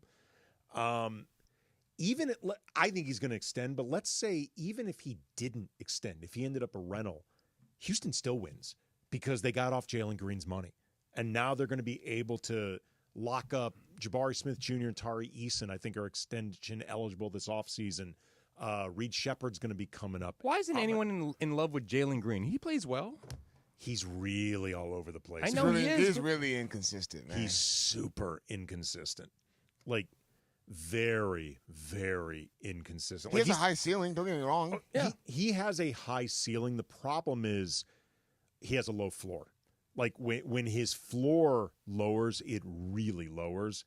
And I think they wanted to try to give it a shot, or if nothing else, have him there on that contract to be part of a large deal like this one. But he was clearly among their young guys the one that they coveted the least by a long shot. There was times he got played off the floor, too, when his offense wasn't going because he couldn't do anything on the other end. He couldn't stay in front of nobody. And so when his shot wasn't falling, he doesn't rebound. So when his shot's not falling, he's pretty much not to be disrespectful. He's useless on the court. And now the rumor is that Phoenix is already trying to get rid of him. They've got, They got like 7 shooting guards. That's why. Arguably, their top 7 players on that team are 2s or 3s. Yeah. I mean, like, it's Beal. I mean, Booker's their best player. Yeah, Beal, Jalen Green, Dylan Brooks, Ryan Dunn. Grayson Allen, Royce O'Neal. Like, everybody on that team. Like, they have remember when everyone was going crazy because they got Tyus Jones as their point guard? That's going to bring. Is he still under contract? I don't think because he signed a league minimum. I was going to say, I thought he did like a 1-year deal. Right, he did do a 1-year deal, and it didn't Tyus Jones, come to the Lakers, baby. Phoenix didn't really do it. Yeah, I know, finally now. Phoenix would do really well in a 6'8" under league. Right. I mean, like, they've got like 7 2-3s on this team. Like, that team is just what the F, man. Like, it makes no sense. Well, and for Phoenix, all. shouldn't they just blow it up and just trade Devin Booker and just start from scratch? They don't. Devin Booker is their franchise. Come That's on, their guy. man. Well, here's the thing. It's like Giannis. I think not to the same degree because Giannis brought them a championship and Devin Booker hasn't. But like, this is a guy that wants to be Mr. Sun, and it's hard to get rid of a really great player who, by all accounts, has gotten really involved in the Phoenix community. Like, he wants to be that dude.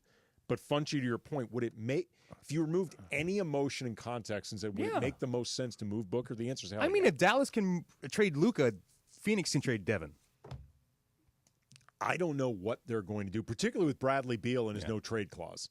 Yes, yeah. But it's obvious. I mean, the Mavericks, I think that's different because the Mavericks didn't solely believe in Luka Doncic in the future. The Suns still genuinely believe that Devin Booker is their future. And also, because their new owner, Matt Ishbia, is a loon, he is going to... He's a loon. He's a loon. That dude is a straight-up loon. Why are billionaires loons? Because they can be. Who's going to stop him from being one? They got money. Right. Like, I'm not saying that about Mark Walters, but, you know. No, but Mark Walters, look, this is important, Funchy. You bring that up. Like, Mark Walter is not going to have new owner syndrome. A, because he's done this before. He's not a new owner. Yeah. B, he seems to have his head on straight. And C, I don't think Genie would sell to somebody like that. Mm-hmm. That's just going to trade. I mean, just do everything 180. Like, just change everything. They, over the course of 2 years, they traded Mikal Bridges, Cam Johnson, multiple firsts, and now Kevin Durant. And that team they went to a finals with. Right.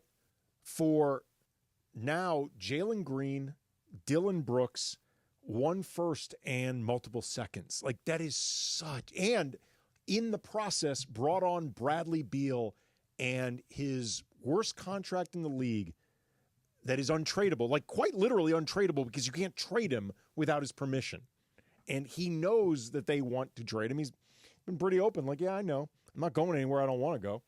Like, what are they going to do? Sit him? He'd be like, all right, fine. Sit me. check's still going to clear. The most dysfunctional team I've seen. Yeah, I mean, they are so screwed right now. But the Rockets, man, this West ain't getting any easier for the Lakers. It is not getting any easier. Like, as long as Denver still has Nikola Jokic, they're going to be a certain degree of problem. Minnesota remains what's going to happen with them, but Ant is still going to be a problem, and he's only getting better. The Clippers seem to find ways to, if nothing else, stay competitive. The Spurs, if Wemby comes back healthy, they're going to keep getting better. You look across the conference, there's only a couple teams that you look at and say, they're going to be bad. Yeah, like Phoenix is going to be bad, and Sacramento could be bad. Utah's going to be bad. They say they want to win, but if nothing else, they're going to play harder now. I think they're going to try to win more, or at the very least, they will tank less. Obviously, I'm going to say you see what happens. Tanking don't get you nowhere now. Right. I mean, I don't know what comes next for the Grizzlies, but health assumed, John Morant, Jaren Jackson Jr., you can still forget about that team, too. And they're really in the thick of things a couple years ago. And it's not like they got any scrubs in return. They got KCP and they got Cole Anthony, two guys that can very easily get thrown in the rotation and make a big I think they took a step back with Desmond Bane is better than either one of those guys, but they've got now also, too, with all that first-round capital, they could turn around and flip KCP or Cole Anthony. Cole Anthony, thank you. They could flip one of those guys. Cole Anthony's expiring. They could bring in some talent. Like, for the time being, nobody's expecting them to go into full rebuild mode. Rob Pelinka's job this offseason, man, ain't going to be easy. It is not going to be easy. The Lakers are not steeped in a ton of really coveted assets to trade. They have no cap space whatsoever. Okay. If the Lakers were to keep the same roster from last year, say if they were able to work out the contract. They got to find a center, man. They got to find a center. But I'm saying, say if they were they find one center, but not enough to really like move Clint the needle. Capella. Yeah, maybe. Let's say but say they add Clint Capella, but the rest of the roster kind of remains the same. Would that be? How would that look for the Lakers going into next season? As somebody who interacts with Laker fans basically every day of my life, I will go out on a limb and say they're not going to be happy with that. That is not going to satisfy the base, as we often talk about, like in politics, the base. The base will not be happy with that. I'm very confident saying that. All right, we close out, as always, with a little crunch time. Funchy's got the topics. DeAndre and I will weigh in. Lakers Talk, Andy Kamenetsky, 710 ESPN. Hey, everybody, it's Cap. Inheriting a home can be overwhelming, but Seller's Advantage makes it easy. One customer shared, and I quote, "Inheriting a home felt like too much work. Seller's Advantage gave us a reasonable offer, handled everything, and closed in 3 weeks. I highly recommend them." End quote. Skip repairs and headaches. Call Seller's Advantage at 888-390-AS-IS or visit sellersadvantage.com for your free cash offer. DRE number 01961658. Don't worry, sell happy with Seller's Advantage. Are you looking for a trusted roofing expert in Southern California? Journey Builders has you covered. This is Mike Trudell from ESPN LA. Journey Builders specializes in quality roof replacements for homes around the Southland.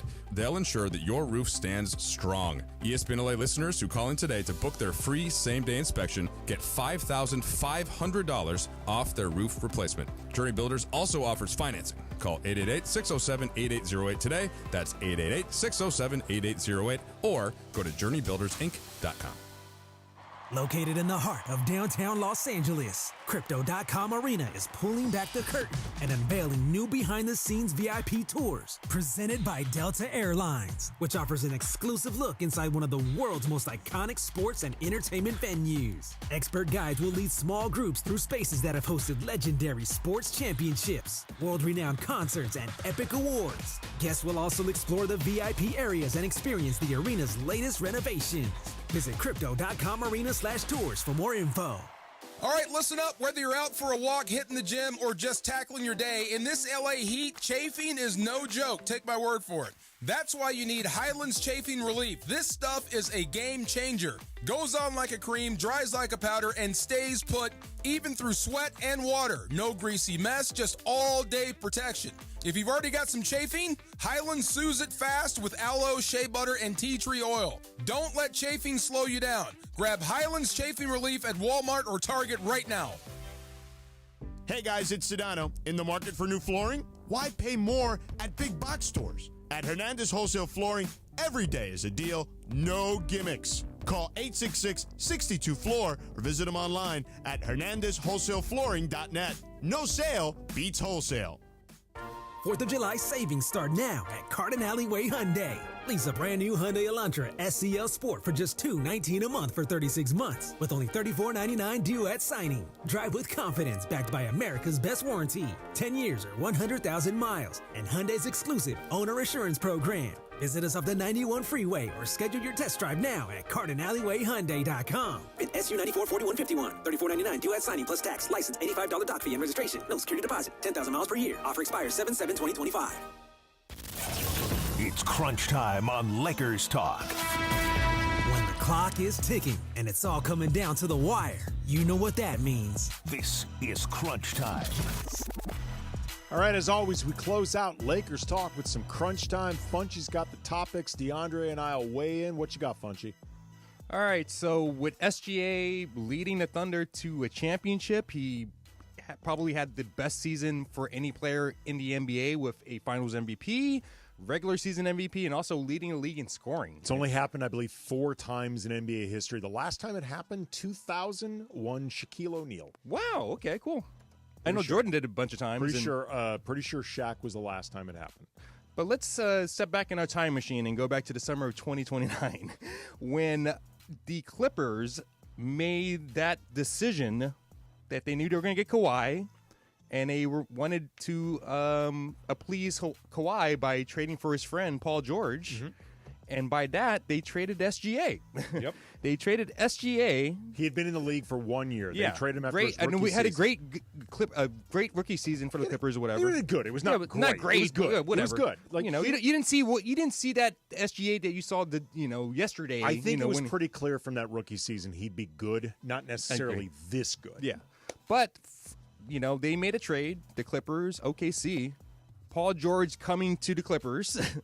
And then going out to OKC was SGA, Danilo Gallinari, and literally 7 first-round picks. A lot of picks. Yeah, and one of those first-round picks turned into Jalen Williams. Yep. So I'm going to ask you guys this. I think this might be the worst trade in NBA history. Okay.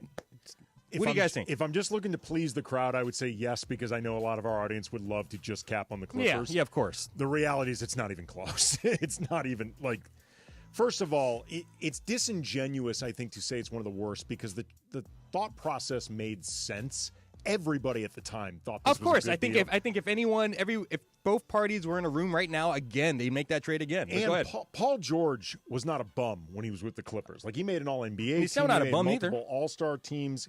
He helped the Clippers get to the Western Conference Finals, which is the furthest they've ever gone. Plus, there are so many worse trades, just period. Remember the trade that the Nets made, bringing in KG and Paul Pierce and Jason Terry way past their prime. I'm about to faint right now because of it. Bringing in, they gave up all those picks. One of them literally gave up their future. Yeah, they gave up their future. They had that group together for a year and a half, something like that. The Bucks, they fell apart because they went to the old age home.